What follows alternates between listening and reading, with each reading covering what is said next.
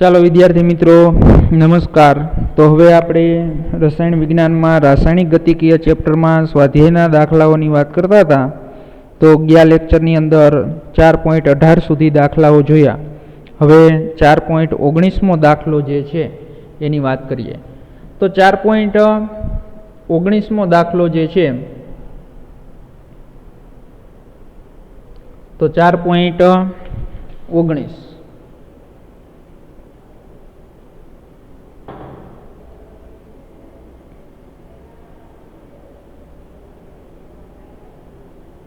હાલો 4.19માં દાખલાની વાત કરીએ તો 4.19મો જે દાખલો છે તો એની અંદર એક પ્રથમ ક્રમની પ્રક્રિયા 30% વિઘટન માટે 40 મિનિટનો સમય લે છે। તો એનો T1 ગણો એટલે અર્ધાયુષ્ય સમય શોધવાનો કીધો છે। તો અર્ધાયુષ્ય સમય તમારે શોધવો હોય તો શેની જરૂર પડે? કેની જરૂર પડે। એટલે પહેલાં આપણે સૌ પ્રથમ શું મેળવવું પડશે? તો કે મેળવવો જોશે, વેગ અચળાંક। તો વેગ અચળાંક તમારે મેળવવો હોય તો પ્રથમ ક્રમની પ્રક્રિયા છે તો આપને પ્રથમ ક્રમની પ્રક્રિયાનું સૂત્ર છે એ બધાને આવડે જ છે। તો પ્રથમ ક્રમની પ્રક્રિયાનું સૂત્ર K = 2.303 છેદમાં T log R0 ના છેદમાં શું થાય? RT। હાલો R0 ના છેદમાં RT। તો હવે વિદ્યાર્થી મિત્રો કેટલા? તો કે ભાઈ પ્રથમ ક્રમની પ્રક્રિયા 30% વિઘટન પામે છે અને કેટલા મિનિટ સમય લે છે?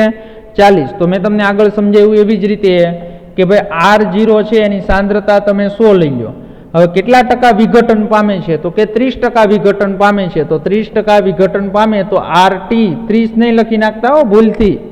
અહીંયા બહુ વિદ્યાર્થી મિત્રો ભૂલ કરે છે। MCQની અંદર પણ આવા છે એ દાખલાઓ પૂછાય JEE નીટની અંદર, ત્યારે બધા અહીંયા 30 મૂકી દે RT પણ 30% વિઘટન પામે છે। તો હવે પ્રક્રિયા છે એ પ્રક્રિયા કેટલા ટકા બાકી હોય? 70%। તો શું કરવું પડે? 100 - 30 એટલે 70 છે એ 70 એની સાંદ્રતા, અને ત્યારે કેટલો સમય લે છે? તો કે 40 મિનિટ। રેડી? એટલે કે મળી જશે તમને। તો K = શું થાય? 2.303 છેદમાં T।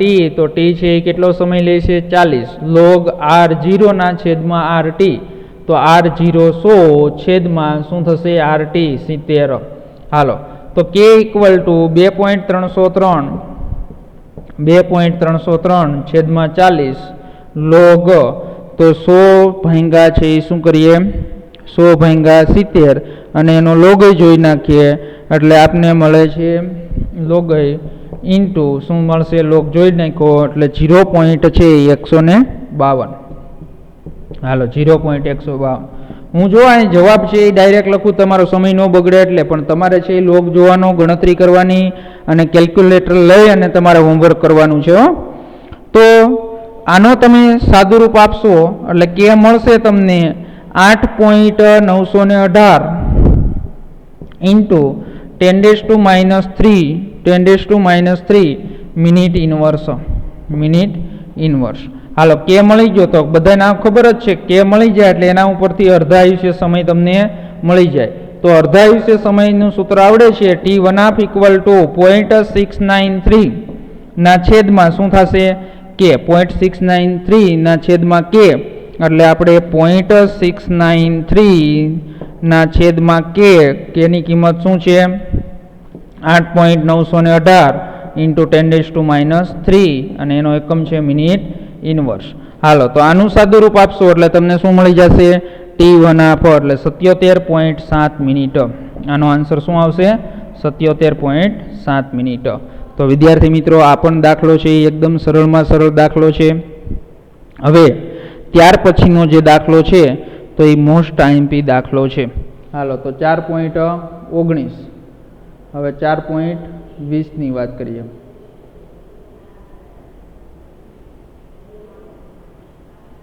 હાલો તો 4.20મો દાખલો છે એ જો આઇસોપ્રોપેનનું હેક્ઝેન અને નાઇટ્રોજનમાં વિઘટન 543 કેલ્વિન તાપમાને કરવામાં આવે છે। તો તેની માહિતી છે એ આપને નીચે આપેલી છે। તો એના ઉપરથી આપણે શું કરવાનું છે, તો એના ઉપરથી આપણે વેગ છે એ અચળાંક, સરેરાશ વેગ અચળાંક ગણવાનો છે. હાલો, તો એની અંદર આપણે સરેરાશ વેગ અચળાંક છે એ વેગ અચળાંક આપણે ગણીએ એટલે એની અંદર શું થશે, 360 અને 720 બંનેની અંદર છે એ આપણે શું કરવો જોશે, વેગ અચળાંક છે એ શોધવો જોશે. પણ જો એની અંદર દાખલામાં તમને છે એ સાંદ્રતા નથી આપી, શું આપ્યું છે, HG એટલે દબાણ આપેલું છે mmHgમાં, તો આગળ પણ મેં તમને આવા 2 દાખલાઓ છે એ આપણે ઉદાહરણની અંદર સમજાતા અને ત્યારે મેં કીધું હતું કે તમારે છે એ શું કરવું જોશે, સૂત્ર છે એ સૂત્ર તારવવું જોશે. તો હવે એની અંદર એઝો આઇસોપ્રોપેનનું હેક્ઝેનમાં અને નાઇટ્રોજનમાં શું થાય છે, વિઘટન થાય છે. તો એના માટેનું પહેલાં આપણે સૂત્ર તારવવું જોશે. તો એઝો આઇસોપ્રોપેનનું બંધારણ તમને છે અહીં લખાવું અને પ્રક્રિયા લખી દઉં છું, CH3 ટ્વાઇસ, તો CH3 twice CN double bond CH3N CH3 twice, આને કહેવાય એઝો આઇસોપ્રોપેન. એનું વિઘટન થઈ અને શું મળે છે આપને, N2 વાયુ મળે છે અને પ્લસ છે એ શું મળે છે, હેક્ઝેન એટલે C6H14. હાલો, આ આપનું સૂત્ર. હવે જુઓ, આની અંદર પ્રક્રિયક અને નિપજ ત્રણેય છે એ કેવા છે, વાયુ સ્વરૂપે છે. તો વાયુ સ્વરૂપે હોય અને બધાના 1-1 મોલ છે. તો આપણે જે સંતુલન ચેપ્ટર ભણી ગયા એની અંદર આપણે ખબર જ છે કે ભાઈ આનું શરૂઆતનું દબાણ, શેનું, શરૂઆતનું દબાણ. તો ધારો કે આપણે આનું શરૂઆતનું દબાણ છે, તો એ શરૂઆતનું દબાણ આપણે શું લઈ લઈએ, P0. તો અહીંયા છે એ આપણે શું લઈ લઈએ, P0. તો અહીંયા છે એ શું થશે, શરૂઆતમાં જે પ્રક્રિયા ન થઈ હોય ત્યારે છે એની અંદર નિપજ છે, તો નિપજનું શું હશે, દબાણ 0. હવે T સમયે દબાણ, શું આપણે, T સમયે દબાણ. તો T સમયે દબાણની આપણે વાત કરીએ તો એની અંદર છે એ શું થશે, તો કે P જેટલું શું થાય છે, ઘટે છે. તો આની અંદર છે એ આપણે આમ લખી શકાય, P0 માઇનસ P, અને અહીંયા છે એ શું, P જેટલું વધશે અને આની પણ સાંદ્રતા P જેટલી વધશે. અહીંયા P આપણે ધારેલું છે, X ધારો તો વાંધો નહીં, X જેટલો શું થાય, વધારો, તો X જેટલો શું થાય, ઘટાડો થશે. તો X લખવું હોય તો વાંધો નહીં અને આ રીતે લખો તો વાંધો નહીં. હાલો, તો હવે P ટોટલ મેળવવું છે. તો એ ખબર જ છે ડાલ્ટનના આંશિક દબાણના નિયમ ઉપરથી, P ટોટલ એટલે શું થાય, નિપજ અને છે નિપજ અને પ્રક્રિયકોની સાંદ્રતા. તો શું થશે, P0 માઇનસ P પ્લસ શું થશે, P. હાલો, તો શું થશે, P0 માઇનસ અને P0 પ્લસ શું થશે, કેન્સલ. એટલે શું મળશે આપને, P ટોટલ ઇક્વલ ટુ, તો P ટોટલ ઇક્વલ ટુ શું મળશે આપને, તો P ટોટલ ઇક્વલ ટુ છે એ P0 પ્લસ P0 પ્લસ શું મળ્યું આપને, P. સમજણ પડી. હવે એની અંદર આપણે છે સૂત્રનો કરતા કોને બનાવવો છે, P ને. તો P ને સૂત્રનો કરતા બનાવીએ એટલે શું થઈ જાય, તો કે PT એટલે P ટોટલ માઇનસ શું થશે, તો માઇનસ P0. શું થશે, માઇનસ P0. હવે એની અંદર આપણે P0 માઇનસ P છે, તો એની અંદર આપણે શું કરીએ, તો એની અંદર છે આપણે કિંમત મૂકી દઈએ. તો એની અંદર જો P ઇક્વલ ટુ શું આવ્યું, PT માઇનસ છે P0. તો હવે આપણે કોની કિંમત મૂકી દઈએ, P ટોટલ છે, P ટોટલની કિંમત શું છે, P0 માઇનસ P. તો હવે આપણે એની અંદર P0 minus P equal to P એટલે એની કિંમત છે એ મૂકી દઈએ એટલે શું થઈ જશે, P0 માઇનસ P. હાલો, એટલે અહીંયા લખું છું P0 minus P equal to શું થશે, P0 ઇક્વલ ટુ P0 અને P ટોટલની કિંમત મૂકી દઈએ એટલે minus P total minus P0. હાલો, હવે આનું આપણે સાદું રૂપ આપવું હોય તો P0 માઇનસ P એટલે આમાં શું કર્યું છે આપણે, આ P0 P છે એમાં કોની કિંમત મૂકી આપણે, તો P ની કિંમત છે એ P ની કિંમત મૂકી એટલે જો P0, તો P0 માઇનસ શું છે, P એટલે PT માઇનસ P0. તો P0 minus P equal to શું થશે, તો P0 એટલે શું થઈ જશે, 2p0 માઇનસ p ટોટલ. સમજણ પડી? હાલો હવે જો હજી આમાં કોઈને ન સમજાણું હોય ફરીથી સમજાવી દઉં. આ આપણે પી ટોટલ છે પી ટોટલ લખ્યું એટલે પી ટોટલ એટલે કયા સમયે? ટી સમયે દબાણ. તો ટી સમયે છે એ પ્રક્રિયક અને નિપજનું દબાણ લખ્યું. તો પી ટોટલ આપણે શું મળ્યું? P0 પ્લસ પી. તો સૂત્રનો કરતા કોને બનાવ્યું આપણે? પીને. તો પીને સૂત્રનો કરતા બનાવ્યો એટલે શું મળી ગયું? PT minus P0. હવે આની અંદર કિંમત મૂકી છે પીની. અહીંયા આપણે આ પીની કિંમત મૂકી છે એટલે જો અહીં લખ્યું મેં P0 minus P equal to P0 minus PT minus P0 એટલે P0 માઇનસ પી શું મળ્યું? 2P0 માઇનસ પી ટોટલ. હાલો સમજણ પડી ગઈ? હવે આપણે એની અંદર છે કઈ પ્રક્રિયા છે? પ્રથમ ક્રમની પ્રક્રિયા છે. તો પ્રથમ ક્રમની પ્રક્રિયા હોય તો એની અંદર છે આપણે સૂત્ર આવડે છે. તો R0 ઇક્વલ ટુ P0 લ્યો અને RT ઇક્વલ ટુ શું લેવાનું? P0 P minus. તો એ કિંમત મૂકી અને આપણે છે એ સૂત્ર તારવીએ અને સૂત્ર તારવી અને પછી છે એ આપણે એનો શું મેળવવાનો છે? વેગ અચળાંક છે એ મેળવવાનો છે. તો હવે આપણું જો સૂત્ર છે એ સૂત્ર ઉપરથી આપણે શું કરીએ? તો એના ઉપરથી આપણે છે તારવીએ. તો જો હવે આપણે એની અંદર પ્રથમ ક્રમની પ્રક્રિયા માટે કઈ પ્રક્રિયા માટે? પ્રથમ ક્રમની પ્રક્રિયા માટે. હાલો તો પ્રથમ ક્રમની પ્રક્રિયા માટે આપણે સૂત્ર છે એ આવડે જ છે. તો સૂત્ર શું છે પ્રથમ ક્રમની પ્રક્રિયાનું? તો કે K ઇક્વલ ટુ 2.303 છેદમાં ટી લોગ R0 ના છેદમાં RT. હવે જુઓ આપણે એની અંદર શું લેવાનું છે?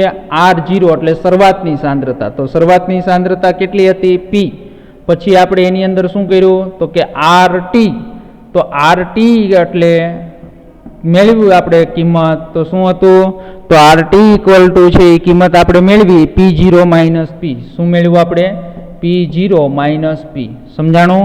તો એ કિંમત આપણે આ સૂત્રની અંદર મૂકી દઈએ. તો K ઇક્વલ ટુ 2.303 છેદમાં ટી લોગ R0 એટલે P છેદમાં P0 માઇનસ પી. P0 પીની આપણે પણ કિંમત મેળવેલી છે એટલે એ પણ કિંમત મૂકી દો તમે. તો K ઇક્વલ ટુ 2.303 છેદમાં ટી લોગ શું થશે? P0 માઇનસ પીની કિંમત શું છે? તો P0 માઇનસ પીની કિંમત છે 2P0 માઇનસ પી ટોટલ. 2P0 માઇનસ શું થશે? પી ટોટલ. રેડી? હવે આપણે શું કરવું છે? તો એની અંદર છે તમારે T360 આપણે આગળ કોષ્ટક આપ્યું છે ને, તો એ T360 આપણે એનો શું શોધવો છે?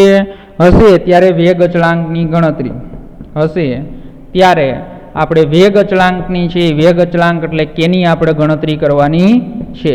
હાલો તો કેની આપણે ગણતરી કરીએ તો એની અંદર આપણે K1 શોધીએ. શું શોધીએ?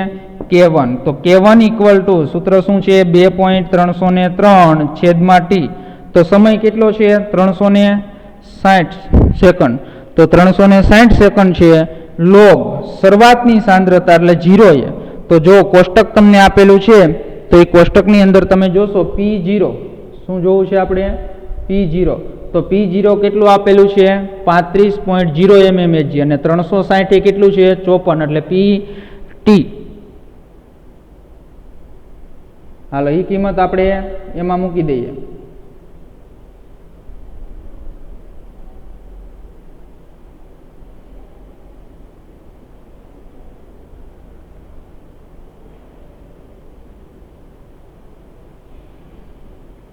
હાલો તો એની અંદર K1 2.303 360 લોગ એટલે P0 છે તો એ P0 કેટલી છે? 35.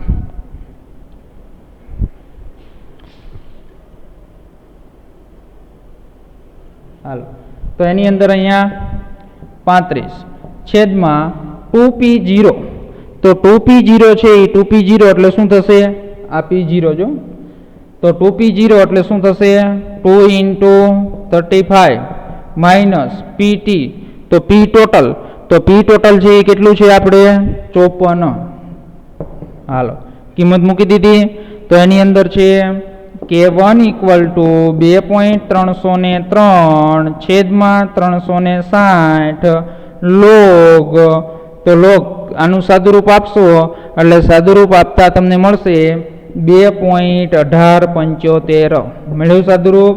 હવે આપણે એની અંદર છે K1 ઇક્વલ ટુ શું કરીએ 2.303 છેદમાં 360 લોગ એટલે લોગ જોઈ લઈએ 2/18 જોશો એટલે 0.3339.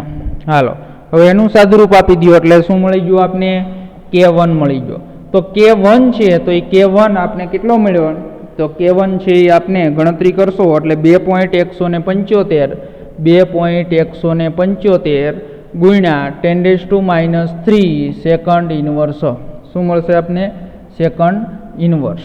હાલો હવે આવી જ રીતે તમારે શું કરવાનું છે તો t બરાબર 720 સેકન્ડે ક્યારે 720 સેકન્ડે તમારે આવી રીતે K2 ની ગણતરી કરવાની છે. તો અહીંયા શું શોધવાનું છે તમારે K2. કયા સૂત્રની અંદર કિંમત મૂકવાની છે તો આ સૂત્રની અંદર તમારે જાતે કિંમત મૂકી અને તમારે K2 મેળવવાનો છે.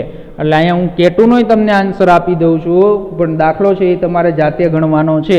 એટલે અહીંયા આન્સર મળશે તમને 2.235 ઇન્ટુ 10⁻³ સેકન્ડ ઇનવર્સ. હવે છે એ શું મળ્યા આપને કે K1 અને K2 છે જુદા જુદા મળ્યા છે. તો આપણે અહીંયા શું શોધવું જોશે તો અહીંયા આપણે એનો સરેરાશ વેગ છે એ સરેરાશ વેગ K છે એ K આપણે મેળવવો જોશે. તો હાલો સરેરાશ વેગ K મેળવવો હોય તો K ઇક્વલ ટુ શું લખાશે K1 પ્લસ K2 અપોન શું થશે તો અપોન 2. તો K ઇક્વલ ટુ શું થશે K1 એટલે 2.175 ઇન્ટુ 10⁻³ પ્લસ 2.235 ઇન્ટુ 10⁻³ અપોન 2. હાલો તો સરેરાશ K છે એ ગણતરી તમે કરશો એટલે ગણતરી કરતાં તમને મળશે 2.20 ઇન્ટુ 10⁻³ સેકન્ડ ઇનવર્સ. ઓકે તો આ તમને છે એ શું મળ્યો એનો K મળ્યો. હાલો તો આવી રીતે છે એ તમારે આ દાખલો ગણવાનો છે પણ આ K2 તમારી જાતે તમારે શું કરવાનું છે શોધવાનો છે. હાલો તો એ તમે કોષ્ટક ઉપરથી છે એ ડેટા મૂકી અને દાખલો છે એ દાખલો ગણી નાખજો. હવે ત્યાર પછીનો દાખલો છે 21મો દાખલો. તો એ 21મો દાખલો આના જેવો જ છે સેમ દાખલો છે. હાલો અચળ કદે પ્રથમ ક્રમની પ્રક્રિયા શું છે SO2 Cl2 ની વિઘટનની અહીંયા પ્રક્રિયા આપી દીધી છે. તો દરમિયાન નીચે માહિતી આપેલી છે. પ્રયોગ 1 ની અંદર 0 સમયે તમને કુલ દબાણ કેટલું આપ્યું છે 0.5 અને બીજો પ્રયોગ આપેલો છે એમાં 100 સેકન્ડે છે કુલ દબાણ કેટલું છે 0.6. તો જો કુલ દબાણ 0.65 atm હોય તો તમારે પ્રક્રિયાનો શું ગણવાનો છે વેગ ગણવાનો છે. તો એ પ્રક્રિયાનો છે એ આપણે વેગ ગણીએ તો આ પણ છે એ એકદમ દાખલો એના જેવો જ છે અને સરળ છે. એ સરળમાં અહીંયા વેગ અચળાંક ગોતી અને પછી એનો શું શોધવાનો છે વેગ છે એ વેગ ગોતવાનો છે. હાલો તો આ પણ એક દાખલો છે એ દાખલો એકદમ સરળમાં સરળ એના જેવો જ દાખલો છે. પહેલાં તમારે શું શોધી લેવાનું છે તો પહેલાં તમારે છે એ K શોધી લેવાનો છે અને K શોધ્યા પછી પ્રક્રિયાનો શું શોધવાનો છે તમારે વેગ શોધવાનો છે. હાલો તો આ દાખલો ઓલાની જેમ જ આપણે ગણવાનો છે. તો જો આપણે અહીંયા શું લખીએ રિએક્શન લખીએ તો રિએક્શન તમે લખો તો SO2 Cl2G ગીવ શું મળે છે SO2G પ્લસ Cl2G. હવે જો બધાયના એક એક મોલ જ છે એટલે ઓલાની જેમ જ થશે. શું થશે શરૂઆતની સાંદ્રતા શરૂઆતની આના આગળનો દાખલો જોયો ને એના જેવું થશે. શરૂઆતની સાંદ્રતાની આપણે શું લઈએ P0 ત્યારે હજી નિપજ ન બની હોય એટલે શું થાય 0 પછી T સમયે સાંદ્રતા. તો હમણાં આપણે સમીકરણ જેમ તારી ગયા એમ જ આપણે લખવાનું છે T સમયે સાંદ્રતા એટલે P0 માઇનસ શું થશે P જેટલું એની સાંદ્રતામાં શું થશે ઘટાડો. તો આની અંદર આની સાંદ્રતામાં શું થશે P જેટલો વધારો. હવે આપને ખબર જ છે P ટોટલ ઇક્વલ ટુ શું લખાશે P0 minus P plus P આગળનો દાખલાનું સેમ સમીકરણ છે એટલે માઇનસ P અને પ્લસ P કેન્સલ. તો હવે આપણે એની અંદર શું થશે P ટોટલ ઇક્વલ ટુ શું થશે P0 પ્લસ P. સૂત્રનો કરતા કોને બનાવીએ P ને, તો P ને સૂત્રનો કરતા બનાવીએ તો P ઇક્વલ ટુ શું થશે તો P ઇક્વલ ટુ છે એ સમીકરણ શું આવશે P ટોટલ માઇનસ P0 એટલે PT માઇનસ P0. હાલો આની કિંમત છે P ની કિંમત છે એ કયા સમીકરણની અંદર મૂકી દો આ સમીકરણમાં એટલે શું થઈ જશે P0 માઇનસ P. તો P ની કિંમત ત્યાં મૂકીએ એટલે શું થઈ જાય P ટોટલ માઇનસ છે P. તો P એટલે છે P ની કિંમત આપણે મેળવી માઇનસ શું થશે PT માઇનસ શું થશે P0. હાલો કોની કિંમત મૂકી P ની એટલે P ની છે એ P ની આપણે શું કરી કિંમત મૂકી એટલે P0 પ્લસ P એટલે P total minus P0 P total minus P0 અને P0 હા અહીંયા P0 આવે P0 minus PT minus P0. હવે એનું સાદુરૂપ આપી દઈએ P0 એટલે શું થઈ જશે P0 minus P equal to 2P0 શું થશે 2P0 માઇનસ P ટોટલ શું થશે P ટોટલ. સમજણ પડી. હાલો તો આ સમીકરણ આપણે મળી ગયું. હવે જેમ આપણે આગળ વેગ અચળાંક શોધ્યો હતો એવી જ રીતે પ્રથમ ક્રમની પ્રક્રિયા માટે છે શું શોધી લઈએ વેગ અચળાંક શોધી લઈએ. હાલો તો એ જે સમીકરણ આપણું પ્રથમ ક્રમની પ્રક્રિયાનું સમીકરણ છે K ઇક્વલ ટુ 2.303 છેદમાં શું થશે T લોગ R0 ના છેદમાં શું થશે RT. હાલો તો કિંમત તો તમને ખબર જ છે R0 ઇક્વલ ટુ શું થશે તો R0 ઇક્વલ ટુ આપણે શું લીધું P0 પછી RT એટલે T સમયે સાંદ્રતા. તો T સમયે સાંદ્રતા શું હતી તો T સમયે સાંદ્રતા આપણે હમણાં જ મેળવ્યું શું હતું P0 માઇનસ P સમીકરણ ઉપરથી. રેડી. હવે એની અંદર કિંમત મૂકી દઈએ કે K ઇક્વલ ટુ 2.303 છેદમાં T લોગ શું થશે P0 ના છેદમાં P0 માઇનસ P. તો આની કિંમત એ મૂકી દઈએ P0 માઇનસ P ની કિંમત હમણાં આપણે આગળ તારવી તો એની કિંમત એ મૂકી દઈએ K ઇક્વલ ટુ 2.303 છેદમાં T લોગ શું થશે P0 ના છેદમાં P0 minus P equal to હમણાં આપણે શું સમીકરણ તાર્યું 2P0 minus P total. Okay. હવે આપણે એની અંદર શું કીધું છે તો એની અંદર આપણે 100 સેકન્ડે રીડિંગ એક આપેલું છે એટલે આપણે T બરાબર અહીંયા શું લઈએ 100 એટલે K મેળવવો છે ને એટલે 2.303 છેદમાં T એટલે શું થશે 100 લોગ P0. તો P0 છે એ શું છે શરૂઆતનું દબાણ 0 સેકન્ડે જો અહીંયા 0.5 કોષ્ટકમાં આપેલું છે એટલે 0.5 ઇન્ટુ શું થશે 2 માઇનસ તો માઇનસ શું થશે P ટોટલ. તો P ટોટલ છે એ આપણે 100 સેકન્ડે કેટલું આપ્યું છે 0.6 કેટલું આપેલું છે 0.6. હાલો હવે એની અંદર K ઇક્વલ ટુ 2.303 છેદમાં 100 લોગ આનો તમે સાદુરૂપ આપશો એટલે શું થશે 1.25 શું થશે 1.25.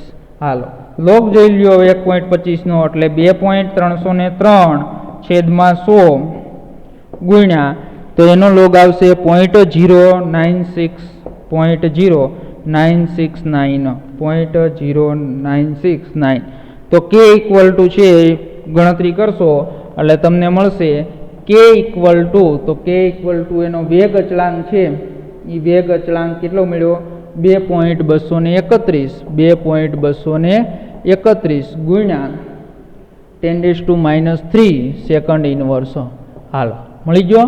હવે જો K મળી ગયો છે તો K મળી ગયો છે તો તમને શોધવાનું શું કીધું છે તો શોધવાનું તમને પ્રક્રિયાનો વેગ શોધવાનું કીધું છે. શું શોધવાનું કીધું છે પ્રક્રિયાનો વેગ. તો એની અંદર જ્યારે દબાણ છે એ P ટોટલ જો તમને આપ્યું છે રકમમાં 0.65 કેટલું આપ્યું છે 0.65 તો ત્યારે એની અંદર આપણે ખબર છે હમણાં જ શોધ્યું P0 માઇનસ P તો P0 minus P equal to RT થાય. તો RT એટલે તમને ખબર છે શું થશે 2P0 માઇનસ અને P ટોટલ. હાલો તો એની અંદર કિંમત મૂકી દીધી P0, તો P0 આપણે શું લેવાનું 0.50 માઇનસ P ટોટલ કેટલો લેવાનો 0.65 અને આની ગણતરી કરશો એટલે શું મળશે આપને 0.35 વાતાવરણ શું મળશે આપને 0.35 વાતાવરણ દબાણ મળ્યું. તો હવે પ્રક્રિયાનો વેગ, તો પ્રક્રિયાનો વેગ આપને ખબર જ છે કે પ્રક્રિયાનો વેગ, તો પ્રક્રિયાનો વેગ ઇક્વલ ટુ કે અને શું છે આપણો પ્રક્રિયક છે ગુણ્યા P એટલે P ની સાંદ્રતા એટલે PSO2Cl2 ની સાંદ્રતા. તો P હવે તમને મળી ગયો અહીંયા કેટલો મળ્યો 0.35, તો K તમને મળી ગયો છે તો 2.231 ગુણ્યા 10⁻³ ગુણ્યા PSOCl2, તો PSOCl2 એટલે 0.35 શું થશે 0.35. તો એની અંદર પ્રક્રિયાનો વેગ, તો પ્રક્રિયાનો વેગ છે, તો પ્રક્રિયાનો છે વેગ, તો પ્રક્રિયાનો વેગ શું થશે 7.8 × 10⁻⁴ ATM સેકન્ડ ઇનવર્સ. હાલો, તો આ આપણો પ્રક્રિયાનો છે એ પ્રક્રિયાનો વેગ છે એ વેગ છે એ વેગ આપણે શોધ્યો.